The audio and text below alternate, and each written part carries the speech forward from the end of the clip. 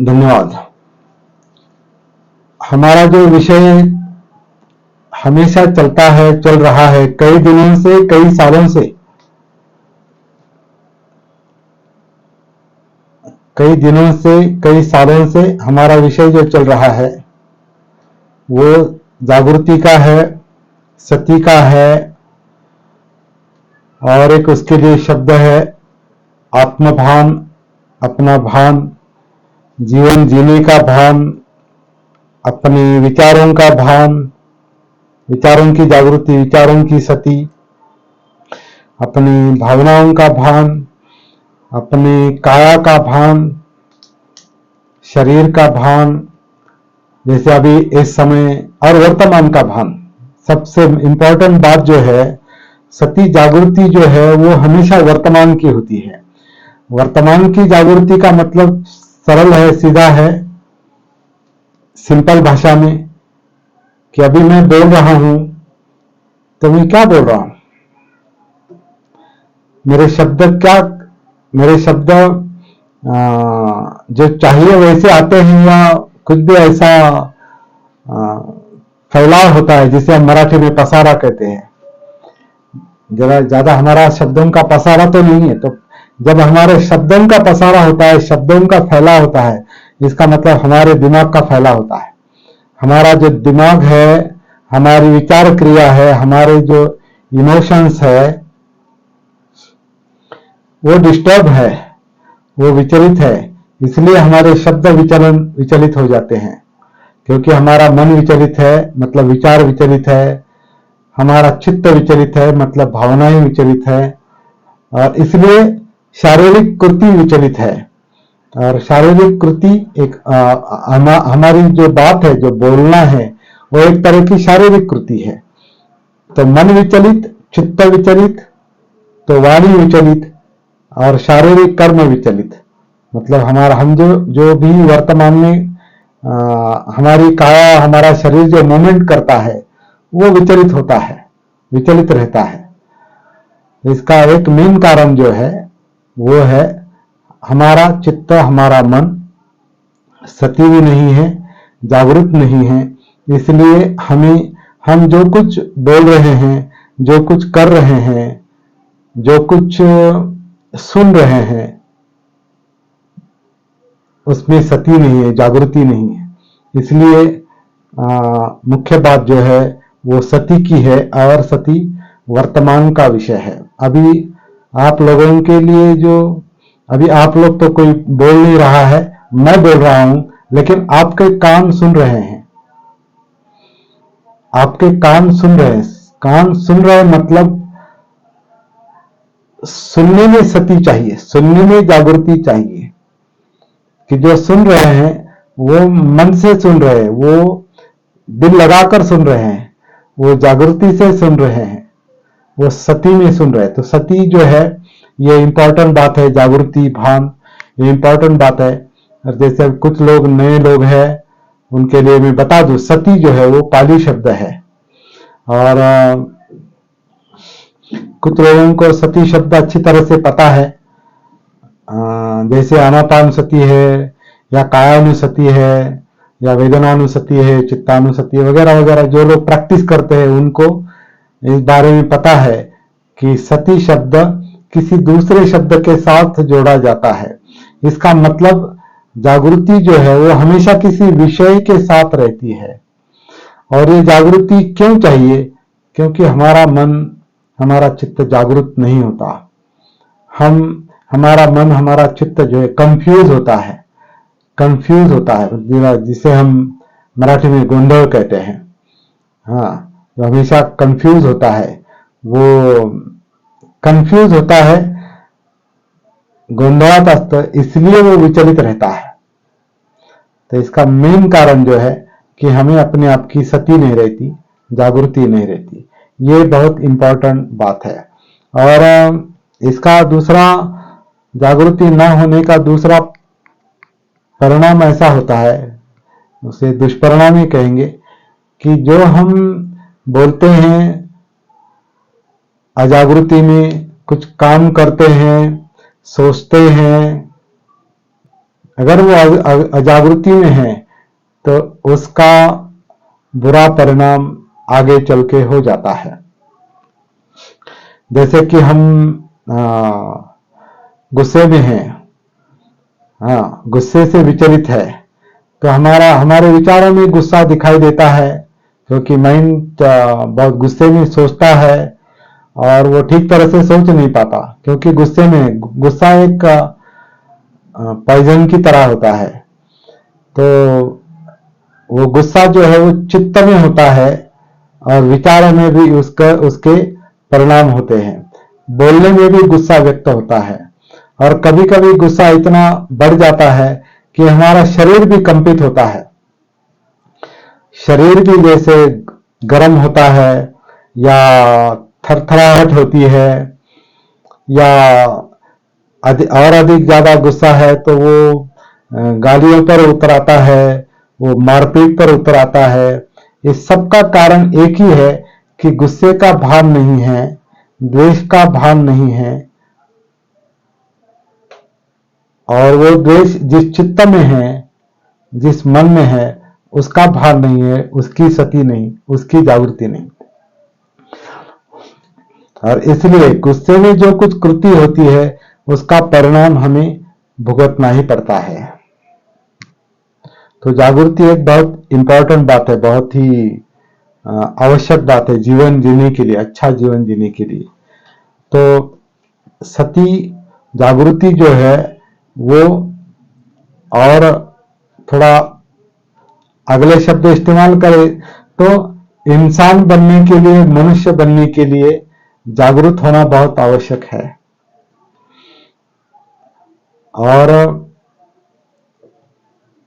जो जागरूक नहीं, जिसे अपने आप का भान नहीं, बुद्ध ने उसे एक तरह से मृतवत अवस्था भी कहा है, अपमादो। ये भी अपमाद एक शब्द है उसके लिए पाली में दूसरा। तो अपमादो यमत पदम पमादो मच्छुनो पदम अपमत्ता न मियंती ये पमत्ता यथा मता। जो अपमाद में है मतलब जागरूक है वो कभी मरते नहीं, और जो अजागरूक है जिन्हें अपने आप का भान नहीं, वो मृतवत जीवन जीते हैं, ऐसा बुद्ध ने कहा है। जो जागरूक है वो कभी मरते नहीं, जो अजागरूक है वो मरे हुए के समान, ऐसी धम्मपद की एक गाथा है। तो ये जागृति का जो मुद्दा है वो बहुत इंपॉर्टेंट है। शुरू में हमने जो कहा कि सती जागृति जो है वो इस क्षण का विषय, अभी का विषय है। अभी का हमारा अस्तित्व, मतलब अभी का हमारा मन, हमारा चित्त, हमारी कृति, हमारा बोलना, बातें या सुनना, जो अभी इस क्षण में वर्तमान में जो चल रहा है उसकी सती होती है, उसका भान होता है। इसका मतलब यह है कि सती जागृति जो है वो हमें वर्तमान में लाती है, वह हमें वर्तमान जीवन के साथ जोड़ देती है। और जब वर्तमान जीवन के साथ हम जुड़ जाते हैं तो वर्तमान में जो जो कुछ चल रहा है उसका हमें भान होता है। वर्तमान के अगर कोई अच्छी बात चल रही है तो उसका भी हमें भान रहता है, बुरी बात चल रही है तो भी उसका भान रहता है। हम सुख में हैं वर्तमान में तो उसके प्रति हम जागरूक होते हैं, क्योंकि हमारा मन जागरूक होता है। हम वर्तमान में अगर दुखी है तो उसका भी पता चलता है। वर्तमान में अगर कोई समस्या है हमारे व्यक्तिगत जीवन में या पारिवारिक जीवन में या सामाजिक जीवन में, अगर कोई समस्या है तो सती जागृति के कारण वो समस्याएं क्लियरली महसूस होती है, स्पष्ट रूप से महसूस होती है। इसका मतलब यह है कि जब हम जागरूक नहीं होते तो हमें वर्तमान की समस्याओं का भी भान नहीं रहता। हम किस उलझन में हैं, किस चिंता में हैं, इसका हमें भान नहीं रहता है। तो ये जागृति जो है वो ये वर्तमान का भान लाती है, वर्तमान का भान देती है। थोड़ा और आगे का एक मुद्दा आज हमारे लिए उचित है चर्चा करना, और उस विषय के बारे में मैंने अपने ग्रुप में भी डाला है, सम्यक साधना ग्रुप में, कि परसों के दिन डॉक्टर बाबा साहब अम्बेडकर का महापरिनिर्वाण दिन है। और जब महापरिनिर्वाण दिन होता है या कोई भी बाबा साहब से संबंधित कोई भी जो इंपॉर्टेंट महत्वपूर्ण इवेंट होता है या दिन होता है, जयंती होती है या महापरिनिर्वाण होता है या धम्मचक्र प्रवर्तन दिन होता है, जो कुछ भी होता है, उस समय उस व्यक्ति के बारे में, उस घटना के बारे में हमें सोचना पड़ता है। हमारे मन में अनायास ही विचार आने लगते हैं। जैसे कि अभी बाबा साहब का महापरिनिर्वाण दिन है, परसों है 6 दिसंबर को, लेकिन अभी जो लोग मुंबई में रह रहे हैं वो जानते हैं कि आज से ही लोगों का वहां शिवाजी पार्क में आना शुरू हो गया है और लाखों की संख्या में इस 1, 2, 3 दिन में लाखों की संख्या में 5 लाख 10 लाख लोग वहां, उससे भी ज्यादा लोग वहां आते हैं चैत्य भूमि पर, शिवाजी पार्क पर।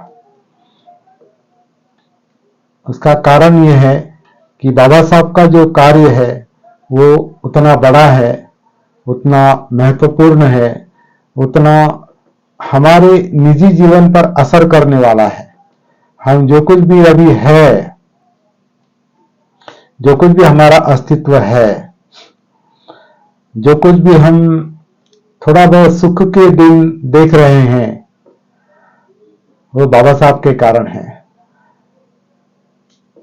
ये क्यों हुआ, बाबा साहब ने ये काम क्यों किया, उसका एक सरल कारण है। बाबा साहब जीते जी जब वो कार्य कर रहे थे, अपना जीवन कार्य कर रहे थे, वो बहुत सती जागृति के साथ कर रहे थे।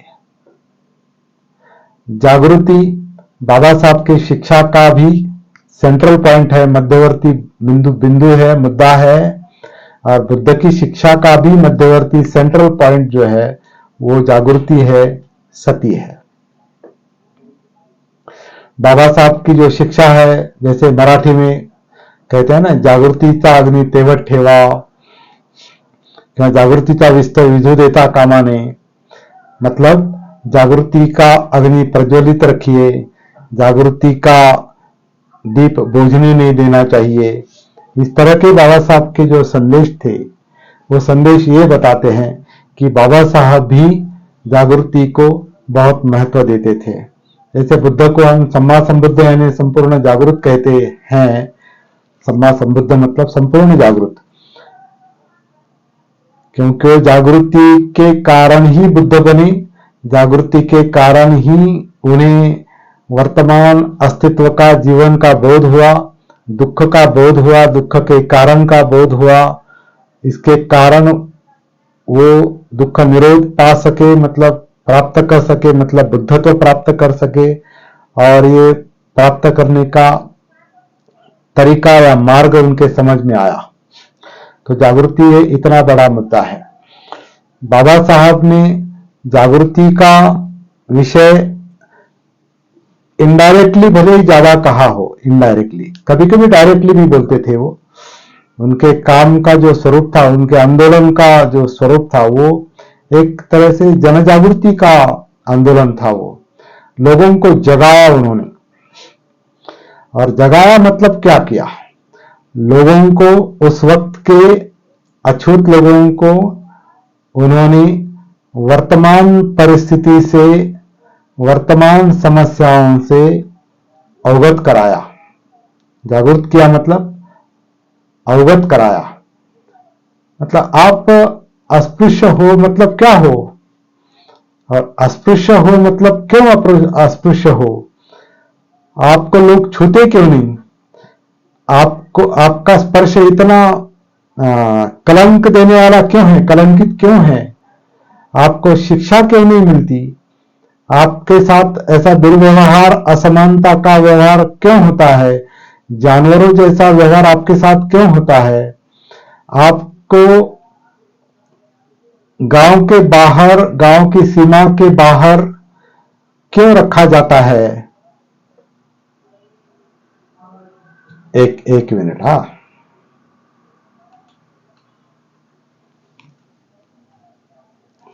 हाँ, एक मिनिट. थोडा मी परत हे करतो.